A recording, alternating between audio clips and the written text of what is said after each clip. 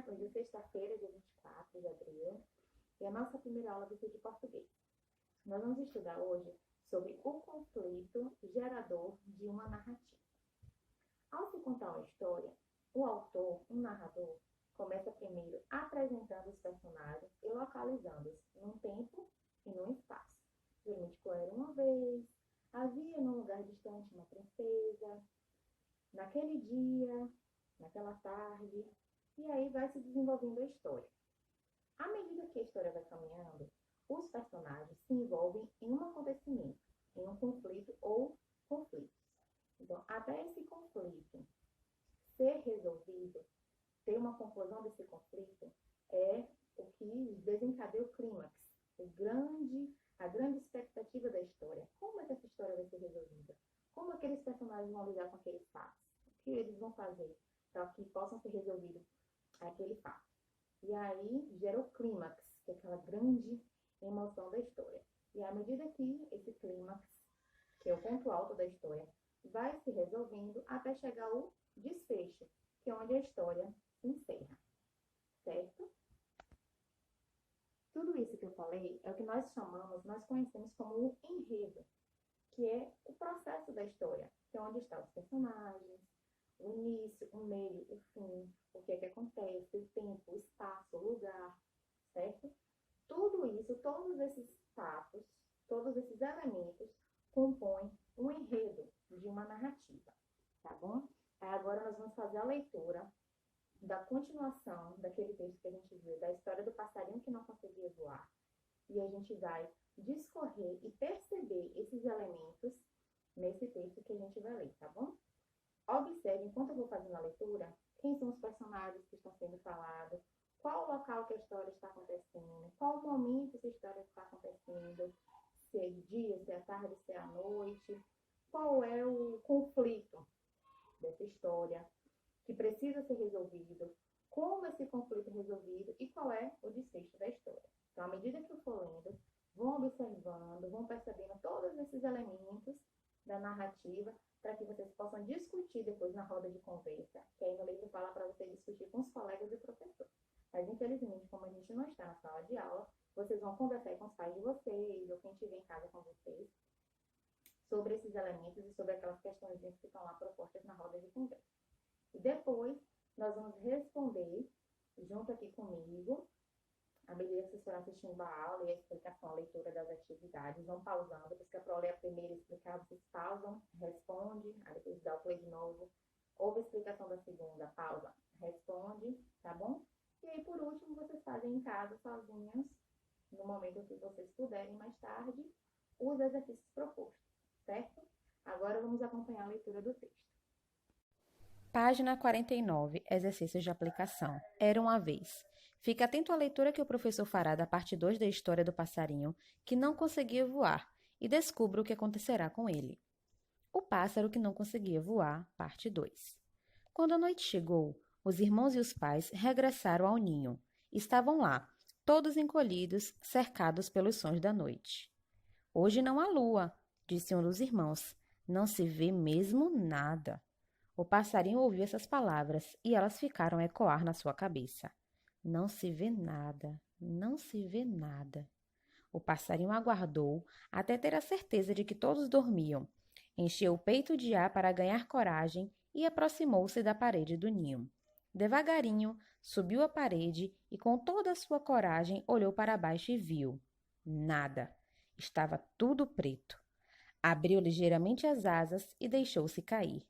Sentiu o ar a deslizar pelo bico e a passar no rosto. Era uma sensação fantástica. Bateu as asas e sentiu uma energia que desconhecera até ali percorrer-lhe pelo corpo. A princípio, sentiu alguma dificuldade em controlar a direção e a força com que voava. Mais cedo, começou a conhecer-se e a não ter dificuldades em decidir para onde ir e a que velocidade voar. Durante várias noites, saiu do ninho para praticar o voo. Conseguia ver cada vez melhor na escuridão, reconhecendo e esquivando-se com facilidade dos ramos das árvores. Não demorou muito ao encontrar, na orla da floresta, os melhores voadores da noite, os morcegos. Rapidamente ficaram amigos. principalmente porque eles eram muito curiosos e nunca tinham conhecido um pássaro que voava de noite. Com eles, aprendeu a caçar insetos no escuro, embora de forma diferente da deles, é claro, e a conhecer os locais onde crescia a melhor fruta e as melhores bagas.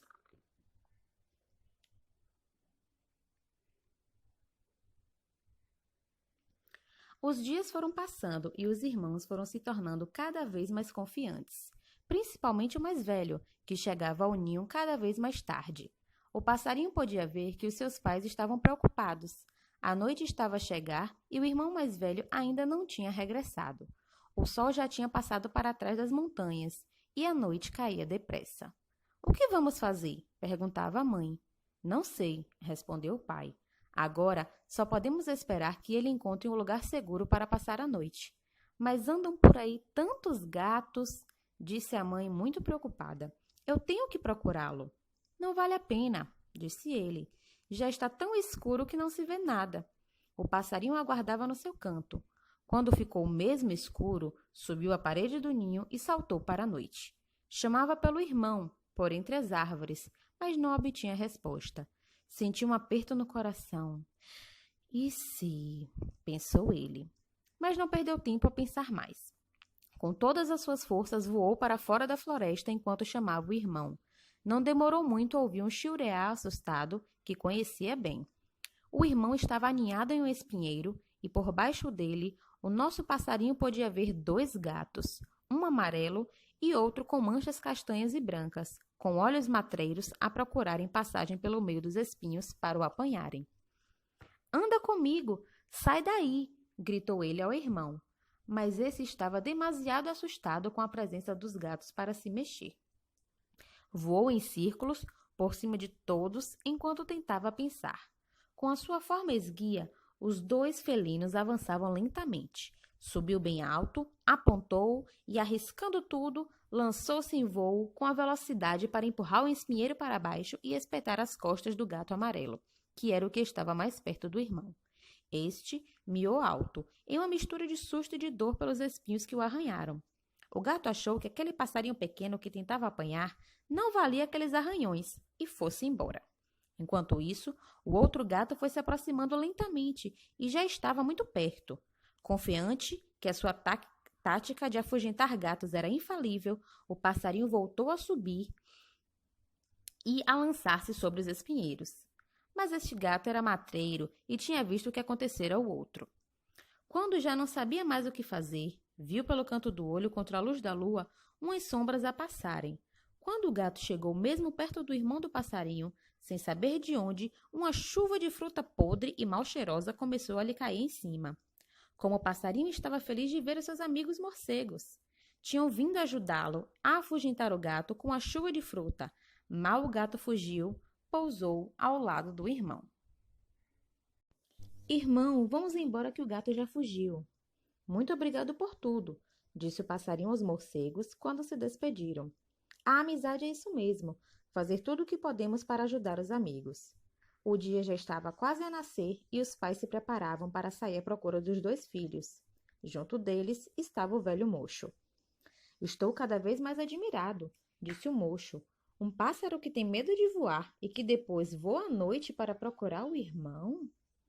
"Eu voo de noite porque não vejo o chão e não tenho medo", respondeu o passarinho ao mocho, enquanto o irmão tentava contar o que acontecera ao resto da família.